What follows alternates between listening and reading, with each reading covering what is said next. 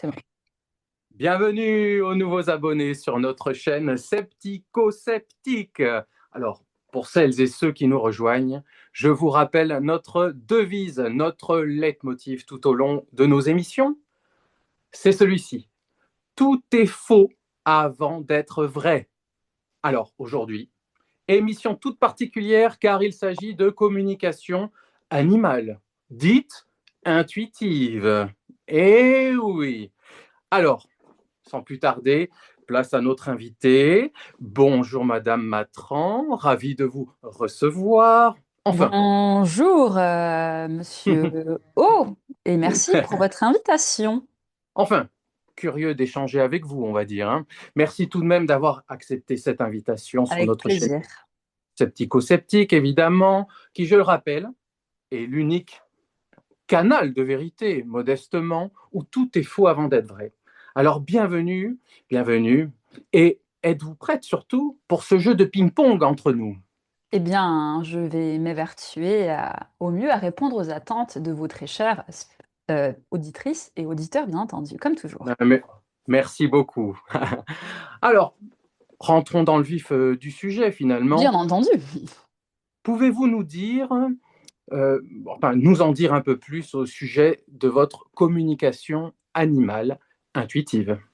Oui, bien sûr. Alors déjà, à quoi ça sert? Eh bien, le but de la communication animale intuitive, eh bien, est de rendre l'animal de compagnie ainsi que son propriétaire, par cause à effet, plus serein.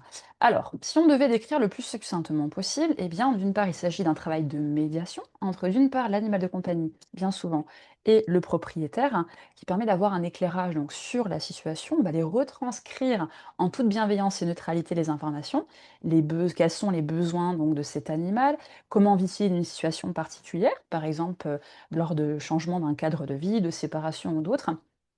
Quelles sont les choses au quotidien qu'on peut mettre en place pour pouvoir améliorer donc sa situation? Et on va pouvoir répondre à tout un ensemble de questions, bien entendu, que se pose le propriétaire, qui permettait de faire des éclairages des deux côtés.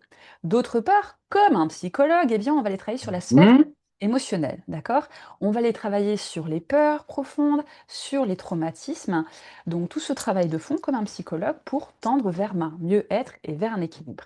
Et puis parfois, il arrive que, étant donné que l'animal peut être très perturbé par rapport à certaines situations, liées à un passif, liées à un présent, etc., eh bien, il peut se mettre à développer sa solution qui va devenir le problème de l'humain. Par exemple, un chat qui se met à uriner partout dans la maison en dehors de la litière, un Ah chien oui, ça on qui va connaît. refuser de manger, par exemple, et tout plein de pléthores de situations. Comme vous l'aurez remarqué, eh bien, la communication animale intuitive et ses techniques assimilées ont un large champ d'application. Bon, écoutez, j'ai un bon coup droit, mais vous avez un très beau revers. C'était très, très complet. J'espère que, voilà, on ne vous a pas perdu dès le début. Enfin, écoutez, j'ai envie de dire quand même quelque chose, hein. Voilà. Est-ce que vous ne surfez pas un peu sur cette Non. vague ésotérique, la mode, voilà, c'est la mode du moment. Et puis, bon, les gens sont un peu crédules aussi. Donc, bon, qu'est-ce que vous pouvez répondre à ça? Alors, déjà, première des choses, je vois, monsieur O, que votre réputation vous précède. Mais c'est pour ce sur quoi je suis venue. Donc, je Merci. vous remercie de votre pertinence et de votre piquant.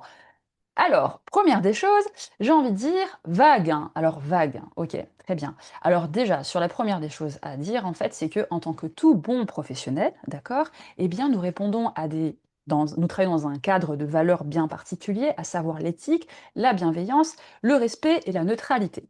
D'accord? Puisqu'on parle de crédulité des gens. D'autre part, vague, hein. Alors, vague ésotérique, hein, mais j'ai surtout envie de dire eh bien, que ça répond à un besoin à ces propriétaires qui sont de plus en plus toujours soucieux de proposer en fait une vie eh bien, dans les meilleures conditions des animaux, soucieux de bien faire, soucieux de mieux les comprendre et soucieux surtout de sortir de ce éventuel quiproquo ou de ce qu'on appelle l'anthropomorphisme, hein, où on va mettre des idées donc d'humains en fait dans la tête des animaux, sauf qu'ils ne fonctionnent pas de cette façon-là. D'accord? Donc ça, c'est vraiment quelque chose qui est très important à prendre en considération.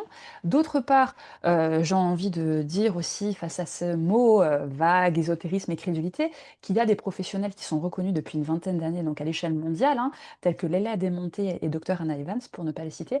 Et je pense tout de même que si les techniques qu'elles employaient et les résultats n'auraient peut-être pas été adéquats ou satisfaisants, eh bien ce sont des professionnels dont nous n'aurions jamais entendu parler.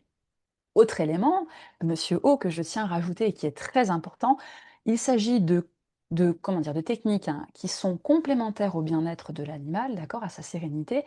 En aucun cas, cela se substitue à la médecine vétérinaire qui reste bien entendu la pierre angulaire du bien-être animalier et ça, c'est très important. Écoutez, j'invite nos auditrices, nos auditeurs à aller fouiller un petit peu sur les noms des professionnels que vous avez évoqués, notamment, hein. Avec Euh, plaisir. bon, écoutez, bon, moi j'ai quand même des références. J'ai un médecin, voilà. Euh, Il y a des professionnels de santé, ok. Mais voilà, les professionnels dits vétérinaires, par exemple, pour le monde animalier. Bon, et vous prétendez pouvoir accéder un petit peu à tout, pouvoir Non. régler un peu tout, voilà, comme un peu le miracle. Alors, non, nous ne sommes pas à Lourdes ni à la cour des miracles, bien entendu, tel que je ne suis pas non plus une magicienne. C'est vraiment très important de rappeler ça. L'humilité, bien entendu, hein, doit rester, dans cette posture éthique et bienveillante, une place centrale. Alors, revenons, monsieur O, si vous le permettez, aux fondamentaux. Alors, sur quoi repose en fait le bien-être ou l'être bien d'un animal? Alors, sur 4 piliers, si je puis dire. Le premier, puisque je me permets encore d'insister à ce sujet, c'est le pilier physique, hein, grossièrement, on va dire la physiologie, donc qui sont à la charge bien sûr, hein, donc de toute la sphère, des professionnels de santé vétérinaires, hein, les ostéopathes, les vétérinaires, et cetera, et cetera. D'autre part, nous allons avoir donc tout l'aspect mental qui lui, eh bien, est en lien avec des instincts. Un herbivore, par exemple, hein, un cheval ne va pas du tout avoir les mêmes besoins, qu'un chien, qu'un chat, et cetera, et cetera. Et puis il y a tout l'aspect psychologique, émotionnel, donc c'est là où nous allons intervenir, hein. Sait-on bien à quel point nous-mêmes, lorsque nous, succombons à des gros chocs émotionnels, des séparations, des deuils, eh bien voilà, nous sommes pas bien, nous pouvons être très perturbés et bien entendu une autre sphère qui est la sphère énergétique. Prenons un exemple, hein, ne serait-ce que pour Monsieur O, puisque vous aimez le côté pragmatique et illustrant, eh bien je vais dans ce sens-là. Vous avez par exemple un chien, chose que je vous souhaite dans votre quotidien pour accompagner votre chien. Oui, Oui, Médor. voilà, et bah, alors bon, admettons, Médor, eh bien Médor, malheureusement a perdu son meilleur copain. Et Médor est terriblement triste, hein, il peut ne plus avoir envie de manger, donc qui dit ne plus manger, eh bien ça va avoir un impact physique, hein, il peut se mettre à perdre du poids, s'il veut pas boire non plus, il va se déshydrater. Et puis, il peut devenir neurasthénique, déprimé, pas avoir envie de sortir, pas être bien. Du coup, il va plus aller courir, il va plus aller se promener avec vous, donc ce qui va avoir un impact, hein, par rapport à ses besoins. Et d'autre part, beh, énergétiquement, bah, il va être fatigué puisque s'il mange pas, et qu'il n'a pas le moral, c'est sûr que ça va être impacté. Donc voyez-vous comment tous ces piliers sont en corrélation les uns avec les autres et interdépendants. Voilà. Si ce n'était que pour vous donner cet exemple, j'espère avoir mieux répondu à votre question, mais en tout cas, en aucunement, c'est la cour des miracles où je me prétends avoir une baguette magique. Alors, ça serait fantastique, mais non, ce n'est pas possible. Bon, je vois que vous êtes raisonnable. Alors, bon, j'ai envie de dire maintenant comment ça fonctionne. On vous appelle, comment ça se passe et comment vous pouvez traiter ces animaux pour les aider, les accompagner au mieux. Alors, comment ça fonctionne en fait? Alors, du point de vue, technique, hein, c'est ça dont vous voulez dire. Puisque Oui. bon, je sais à quel point vous êtes, sceptique, hein, sur le sujet. Certains vont dire que c'est du vent, n'est-ce pas? On Ah, l'aura bien compris. c'est la chaîne qui veut ça, nous. Alors Hein, bon, tout très est bien. faux avant d'être Oui, vrai. mais c'est bien dans cet objectif-là que j'ai accepté votre invitation, dont je me réjouis et nous sommes ici même à présent en train d'en débattre. Très bien. Alors donc, comment ça fonctionne? Monsieur, je vais vous, donner des exemples, alors vraiment très simples et très concrets. Il y a, dans votre environnement des magnifiques, objets, hein, enfin voilà, des fantastiques technologies qui s'appellent le Wi-Fi, le Bluetooth. Peut-être, monsieur C, ne savez-vous pas monsieur O, pardon, vous avez de la tête, comment précisément cela fonctionne? Néanmoins, vous savez que ça fonctionne, n'est-ce pas? Eh Oui, bien, peut-être vous arrive-t-il aussi d'avoir des transmissions de pensée avec cette madame O, peut-être, hein. Eh bien, sachez que tout le monde a ces capacités-là. Alors, comment ça fonctionne? Eh bien, on a ce qu'on appelle un récepteur et un émetteur, comme pour le Bluetooth, comme pour le Wi-Fi, d'accord? Heu et de façon depuis toujours, nous avons ces capacités-là. Au niveau du cerveau, il y a une petite glande qui s'appelle l'épiphyse, d'accord? La glande endocrinienne, c'est une glande endocrinienne en fait, hein, ou glande pinéale, qui va intervenir notamment au niveau de certaines fonctions, comme ce qu'on appelle le cycle circadien, état de veille, sommeil. Et dans cette petite glande, eh bien, il y a des cristaux.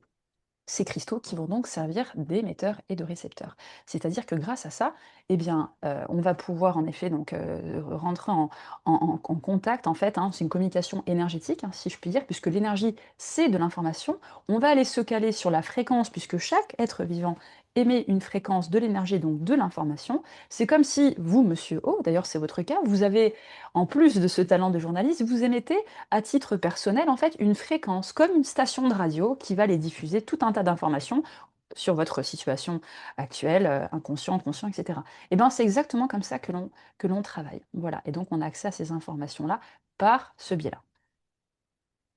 Eh bien, écoutez, hein, Madame O, dès que j'ai l'intention de faire quelque chose, une bêtise ou quoi, de toute façon, elle le sait déjà à l'avance Ah! et Bah, j'ai pas. voyez-vous? Alors Alors donc ça, je peux comprendre. peut-être que madame O a aussi ses prédispositions, enfin pas que ses prédispositions, mais bien s'en sert dans son quotidien, en tout cas. Oui, je lui en parlerai. Je lui en Ah, parlerai. mais j'espère bien! J'aimerais. Bon, moi, je vais couper ce lien. Par contre, j'ai besoin de liberté. Bon, ma foi. Alors, bon, si on peut continuer après toutes ces explications techniques, hein, Ah oui, bon, c'est quand même. je m'évertue de répondre à vos demandes, très cher monsieur. C'est quand même costaud, alors, hein, beaucoup de notions. Bon, très bien, ça a l'air très complet. Euh, J'aimerais que vous nous avez donné un exemple, mais maintenant avec les animaux, soyez un peu plus précis, s'il vous plaît. Alors j'ai la chance de travailler en collaboration avec des cabinets, enfin avec un cabinet vétérinaire en particulier, puisque comme nous l'avons bien expliqué tout à l'heure, hein, il y a donc 4 piliers qui constituent le bien-être, l'être bien d'un animal. Et je peux donner l'exemple par exemple d'un golden retriever qui est âgé de 9 mois. Après tous les examens médicaux en fait réalisés, hein, échographie, coloscopie, prise de sang, et cetera, refusait de manger. Oui. Donc la Mhm. vétérinaire ayant donc défini qu'il ne s'agit pas de cause physique, physiologique connue, que tout ça, ça se passait dans sa tête. Et donc c'est donc ce qui s'est passé. Eh bien, après une séance, ce golden qui était traversé par différents troubles, notamment d'abandon, de séparation, d'associations, aversives, hein, avec, le fait de se nourrir et puis sentait la pression très forte, entre autres, de ses propriétaires, liée à un phénomène de pica, hein, d'absorption de tout plein de choses. Donc bref, donc tout ça a été travaillé et le chien s'est mis à remanger le soir même. Autre exemple, en intervention, par exemple, en post-traumatique sur une petite chienne qui a été, vraiment lacérée par les crocs de 2 bergers allemands qui, bon, le portail étant entrouvert, hein, sa propriétaire est partie se promener et puis elle est passée Aïe. devant ce portail-là et cette pauvre petite, caniche a vraiment passé un sale quart d'heure, c'est le cas de le dire. Donc elle a eu beaucoup, beaucoup de points de suture, elle a eu vraiment une très, très grosse, intervention, urgente par le vétérinaire et elle ne voulait plus rien faire, voilà. Elle voulait plus sortir de chez elle, elle refusait les caresses de sa maîtresse, elle était tétanisée, elle ne voulait absolument pas passer le portail. Donc on était vraiment en situation donc post-traumatique, hein, c'est le cas de le dire Oui. et donc l'intervention a permis vraiment, de traiter en fait, hein, ce trauma et d'autres traumas donc, qui ont été parce que c'est un chien qui avait été abandonné, séparé et cetera, assez tôt après la situation en évitant qu'elle se cristallise dans le temps et eh bien, très, très rapidement, cette dernière a repris, les promenades avec sa propriétaire. Voilà. Donc je vous invite, hein, n'hésitez pas à aller voir, sur les podcasts que moi aussi je fais, sur la page web. Vous avez tout plein de témoignages audio et sinon nous aussi sur les Google Avis, des clients, qui expliquent tout plein de situations diverses et variées sur lesquelles, eh bien, on peut intervenir pour débloquer parfois des situations, très complexes.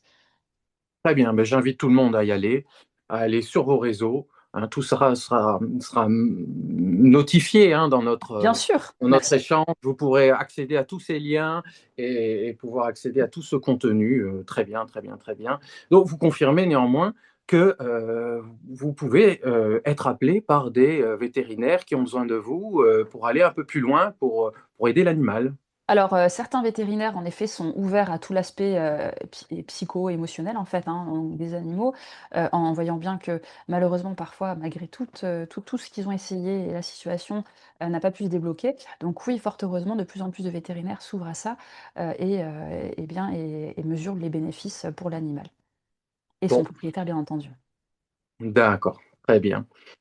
Bon, écoutez, est-ce qu'on a fait le tour avec vous, Madame Matran? Eh bien, c'est à vous de me le dire. Peut-être avez-vous d'autres questions à poser? Je ne sais pas. Demain, voilà, j'ai le souci avec Médor, hein, on prend Médor, toujours Médor. Euh, est-ce que je peux vous contacter directement, tout simplement? Oui, Comment je bien fais? sûr. Alors, donc il est vraiment très important de prendre en considération que, encore pour des raisons éthiques, eh bien, aucune intervention n'est réalisée sans l'accord du propriétaire, hein. D'ailleurs, il y a d'abord, dans un premier temps, un premier entretien préliminaire où on définit ensemble, donc par rapport à vos besoins, de l'axe de travail. Je vous explique comment on procède, hein, et bien entendu, tout ceci se fait dans le respect et la bienveillance aussi bien du propriétaire, il n'y a pas de place au jugement, et absolument pas, nous allons à l'encontre des volontés de l'animal et à l'encontre de ses propres besoins. Voilà. Donc c'est en toute transparence, bienveillance, hein, c'est vraiment une position d'aidant que l'on a et à la fois donc dans ce côté de médiation, il y a aussi des conseils, hein, qui peuvent être donnés, étant donné une approche pragmatique aussi, qui est en lien avec, l'éthologie, hein, l'étude du comportement animalier. Pour que tout ceci et parfois même, eh bien, lorsque c'est nécessaire, bien entendu, hein, je recommande un suivi avec l'éducateur comportementaliste pour venir en fait aller, à encore continuer le travail qui est nécessaire dans les postures parfois qui peuvent être relativement, complexes. Voilà. Alors, pour cette première présentation sur notre chaîne, je vais dire que c'était très complet. Je pense que nous avons déjà abordé pas mal de sujets. Les personnes pourront se renseigner davantage si elles le souhaitent. En tout cas, Avec très un cher, grand plaisir. ah oui, très chère auditrice, auditeur, hein, nous vous laissons voter parce que c'est ça le concept aussi de la chaîne, hein. Comme à chaque fois, car comme on le dit sur notre chaîne Sceptico-Sceptique, tout est faux avant d'être vrai. Donc, donnez-nous votre ressenti, donnez-nous, eh bien, pourquoi pas, à travers des commentaires, les réponses, vos questionnements.